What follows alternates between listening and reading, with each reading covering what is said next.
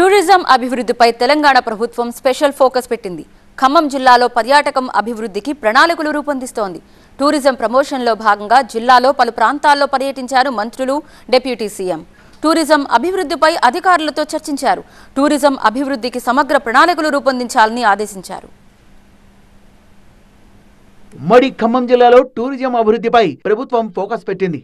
అపార అటవీ సంపద, జలాశయాలు, పురాతన పర్యాటక ప్రదేశాలని సమగ్రంగా అభివృద్ధి చేయాలని నిర్ణయించింది. మేరకు డిప్యూటీ సీఎం భట్టి విక్రమార్క, మంత్రులు పొంగులేటి, తుమ్మల, జూపల్లి కృష్ణారావు జిల్లాలో సుడిగాలి పర్యటనలు చేశారు. ఖమ్మం ఖిల్లా రోప్వే పనుల్ని త్వరలోనే ప్రారంభించి వీలైనంత త్వరగా పనుల్ని పూర్తి చేయాలని అధికారుల్ని ఆదేశించారు. నేలకొండపల్లి బౌద్ధారామానికి బుద్ధిస్టుల్ని ఆహ్వానించి ప్రపంచవ్యాప్తంగా ప్రచారం కల్పించాలని, నేలకొండపల్లిలో ఉత్సవాలు నిర్వహించి జపాన్ లాంటి దేశాల నుంచి ప్రపంచవ్యాప్తంగా ఉన్న బౌద్ధ ప్రచారకుల్ని ఆహ్వానిస్తే మంచి గుర్తింపు వస్తుందన్నారు డిప్యూటీ సీఎం భట్టి విక్రమార్క.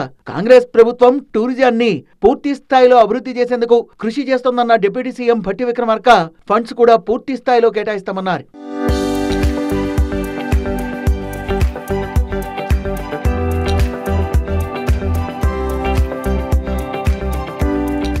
ప్రాచుర్యంలో తీసుకొని ప్రపంచవ్యాప్తంగా ఉన్నటువంటి బుద్ధిస్టులు మనం ఇక్కడ రప్పించగలిగితే డెఫినెట్గా ఇది బాగా అభివృద్ధి చెందుతే కాకుండా మన ప్రాంతం కూడా ప్రపంచ పటంలో పెద్ద ఎత్తున కనిపిస్తుంది. అలా చేసుకోవడానికి వాళ్ళ పూర్వీకులు ఇక్కడ మనకి ఇచ్చేయలేరు.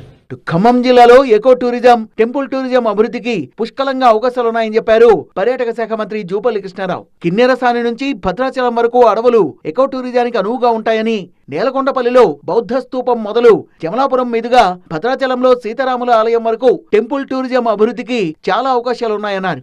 హైదరాబాద్ సాఫ్ట్వేర్ ఉద్యోగులు నెలకోసారి సెలవు దొరికితే ప్రశాంతంగా గడిపేందుకు అడవుల్లో trekking, walking track, resorts, internet వంటి సదుపాయాలను కల్పించేందుకు ప్లాన్ చేస్తామన్నారు. అన్ని సౌకర్యాలు కల్పిస్తే ఆట విడుపుతో పాటు అక్కడే ఉండి పని చేసుకునే అవకాశం ఉంటుందన్నారు. ప్రతి నెలలో మేము ఒక జిల్లాకు సంబంధించి జిల్లాలో ఉన్నటువంటి వాళ్ళందరూ మంత్రులతో సహా శాసనసభ్యులు మన నుంచే మొదలు కావాలని ప్రతి నెలలో కూడా ప్రతి మంత్రి, ప్రతి శాసనసభ్యుడు, ప్రతి ప్రజాపతులు కూడా ఒకరోజు గడపాలి.